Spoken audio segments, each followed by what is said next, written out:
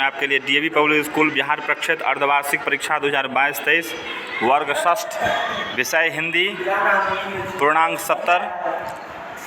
तो आपके लिए मैं हिंदी क्लास 6 का हिंदी का क्वेश्चन आंसर लेकर उपस्थित हूँ अर्धवार्षिक का। तो हम डायरेक्ट चलेंगे आंसर पर में। जो इसमें क्वेश्चन आंसर होगा उसको मैं करूंगा यहाँ पर मैं, जो निबंध होगा उसको आप खुद से देखेंगे कि आपने कहाँ क्या किया है, उसके आधार पर मैं आप खुद से मिलाएंगे कि आपने क्या मार्क्स पाया क्या, और जहाँ भी कोई दिक्कत होगा बिल्कुल आप कमेंट करेंगे। चलिए, सबसे पहला है आपका कि यहाँ पर मैं एक दिया हुआ है कि निम्नलिखित प्रश्नों को ध्यानपूर्वक पढ़िए और उस पर आधारित प्रश्नों के उत्तर दीजिए। तो यहाँ पर दिया हुआ है 3-4 लाइन पैसेज के पैसेज, इसके आधार पर मैं आपको क्वेश्चन यहाँ बनाना है। तो पहले कह रहा है पहला क्वेश्चन में कि जम्मू व कश्मीर भारत की कौन सी सीमा पर स्थित है? तो भारत की उत्तरी सीमा पर स्थित है। इसमें से आपको खोजेंगे तो आपको मिल जाएगा। नेक्स्ट में श्रीनगर किस नदी के तट पर बसा है? तो श्रीनगर झेलम नदी के तट पर बसा है। श्रीनगर किस राज्य की राजधानी है? तो जम्मू व कश्मीर की राज्य की राजधानी है।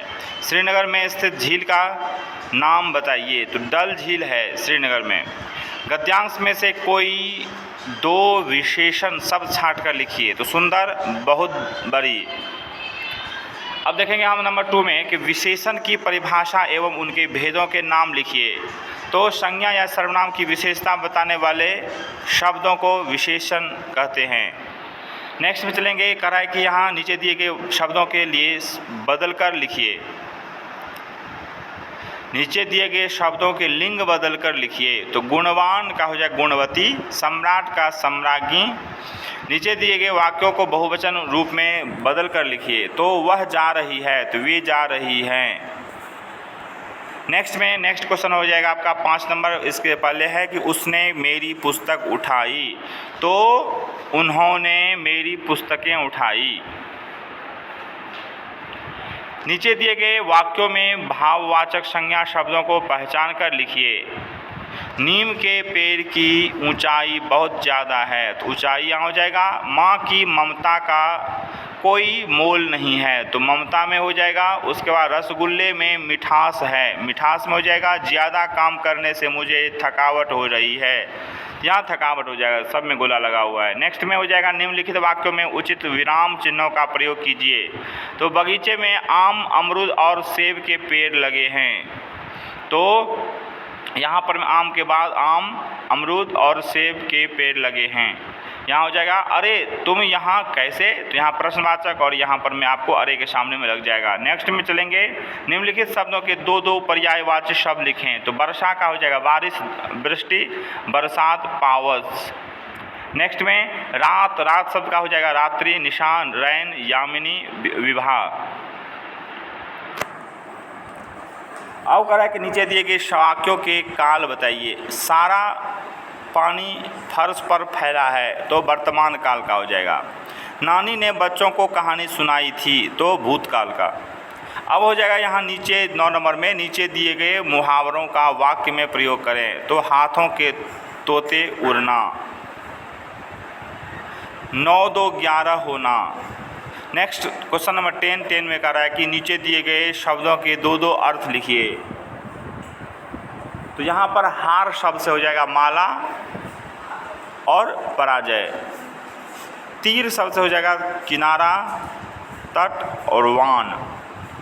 अब निम्नलिखित शब्दों में से सही स्थान पर अनुनासिक चिन्ह लगाइए। तो संवार और चांटा।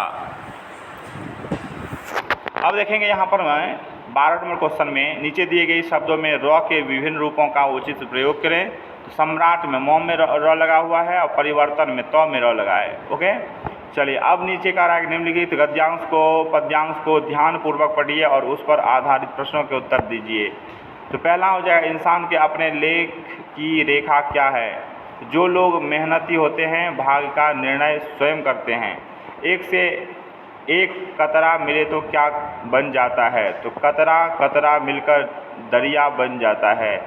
अपनी मंजिल कैसी है? तो अपनी मंजिल संज की मंजिल और हमारा सारा भलाई का है। ऊपर दी गई कविता में से कोई एक विलोम शब्द ढूंढकर लिखें। तो दुख और सुख।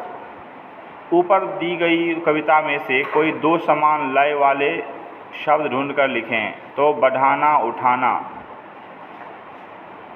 निम्नलिखित प्रश्नों में से किन्हीं तीन के उत्तर दीजिए। तो पाला क्या होता है, सच्चे बच्चे कितने अच्छे, ये हो गया। उसके बाद तीसरे, नवयुवक ने राजा से क्या मांगा। चलिए अब क्वेश्चन नंबर 15 में देखेंगे। करेक्ट निम्नलिखित प्रश्नों में से किसी दो प्रश्नों का उत्तर विस्तार में दें। ये तो आप खुद से विस्तार में देंगे। उसके बाद क्या आपको लगता है कि जल ही जीवन है, क्यों, हमें जल का संरक्षण कैसे करना चाहिए, इस पे भी लिखेंगे।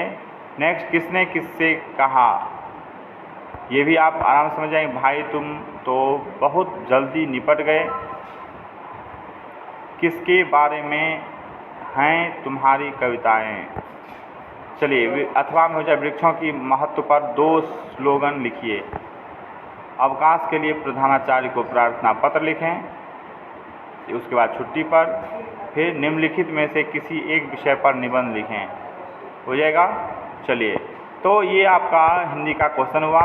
इसी तरह फिर हम नेक्स्ट क्वेश्चन लेकर उपस्थित होंगे। तब तक के लिए धन्यवाद।